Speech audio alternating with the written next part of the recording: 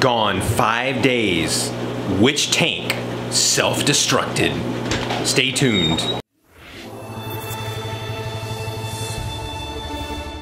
Hey, what's going on, guys? It's Jason with Jadren Aquatics, and I just got back from my youth trip.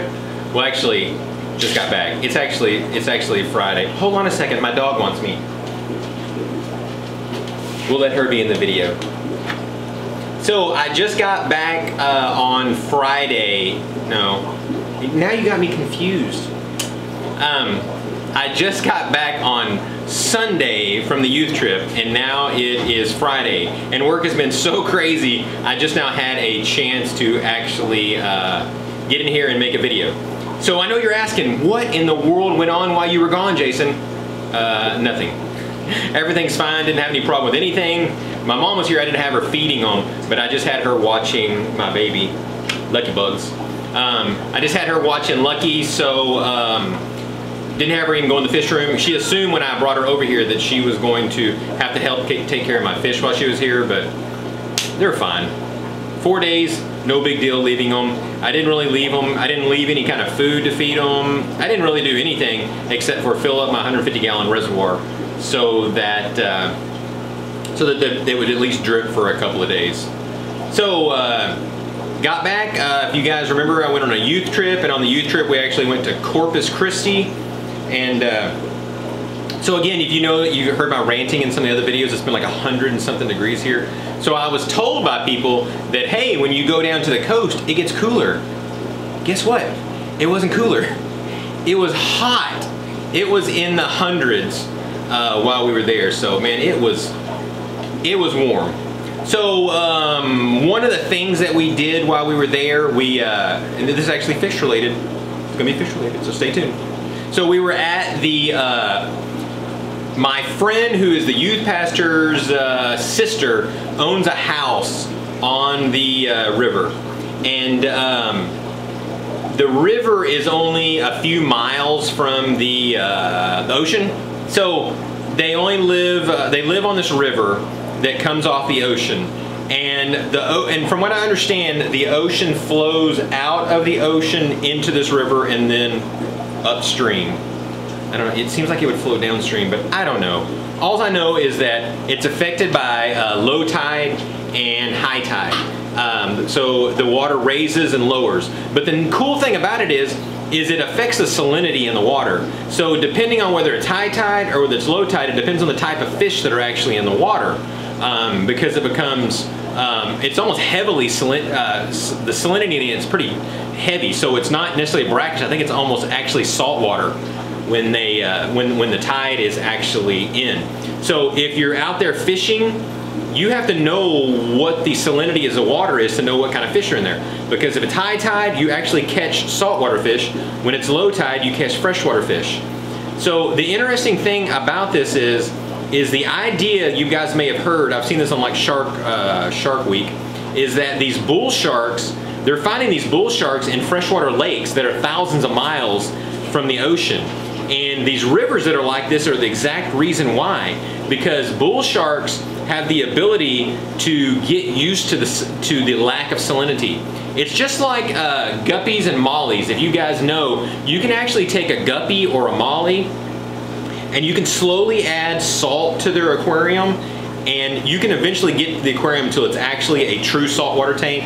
When I say true saltwater tank, there's a measurement of how much salt's in there, and a typical saltwater tank is like 1.026. So after like a month or so of getting it, adding salt, you can actually then take that guppy or that molly and put it in a saltwater tank, and it'll live just fine. I don't know if it'll breed or not, but guppies and mollies not breed. I'm sure they're breeding just fine. So back to the shark. So that's the idea, is that the same thing happens there, is that those sharks are coming up that water because of the flow of the water and the high tide and low tide. They get used to these different amounts of salinity. So they were telling me that it's not uncommon at all for bull sharks to be out there in this river. It's a pretty big river. It didn't seem to be terribly deep, at least where they were. Maybe the deepest part might have been 6 or 7 feet. I didn't actually get in it. I know. I missed out on getting in it, but it was so hot. I was just trying to stay under a shade tree and try to stay as cool as I possibly can. So, didn't actually ever get to get into the river, so I didn't actually see some of the things that were going on. Or it was pretty, the water was pretty dirty, so it was kind of hard to see. But I had an amazing time. I saw just amazing life changes in these youth. It was just an amazing blessing to be a part of it. And on a serious note, and I know you're thinking, Jason, do you have the ability to be serious? Yes, I do have the ability to be serious. So youth is my passion. That's where I believe that God has me, and that's with youth. And for those of you guys that don't know about the youth today, the things that they have to deal with is just, it's mind-blowing. I mean, and it's heartbreaking to see how the talk of suicide is just so common in people, how cutting is so common in people. That are youth, and the abuse and just the broken homes that they come from. I mean, it was just, it was heartbreaking to see what someone that's only 15, 16, 17-year-old have already had to experience in their life. So if you guys know any youth, man, be sure and love on them, because they need it. It's just a difficult world that we live in. The difference between high school 20 years ago and today is just absolutely night and day. So I'll get off my my pedestal there, but I always like to share that with people, because it's just, again, it's heartbreaking to see what they go through, and man, they need all of them need some love. So we also went out to Padre Island at about 5 o'clock at night, and we stayed there till about 10. We had a worship time on the beach. That was awesome. Went out in the water and played there some. People saw sea turtles and all sorts of other fish. Hermit crabs were absolutely everywhere. The only problem when you go to the Padre Beach, man, there are people absolutely everywhere. I mean, it's hard to even find a parking spot. We had about 6 cars, so it was even more difficult for us to be able to all park together. So that was my awesome time there. Again, great to be back, great to be able to get back into making videos again. Awesome to come back and find out that everything was fine with all my tanks.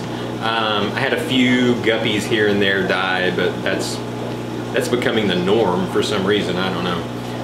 The baby stare-by quarries that I have are doing fantastic. I actually ended up buying I think it's called a marina hang-on that someone told me about. This thing is absolutely awesome. I'll show some more on it at another time, because it's kind of a cool setup, the way that it uses air just to pump water in and out of it. So enough rambling, enough going on and on and on and on. Be sure and leave a comment down below if you got anything to tell me. Really appreciate each and every one of you guys. Thanks again, guys, and God bless.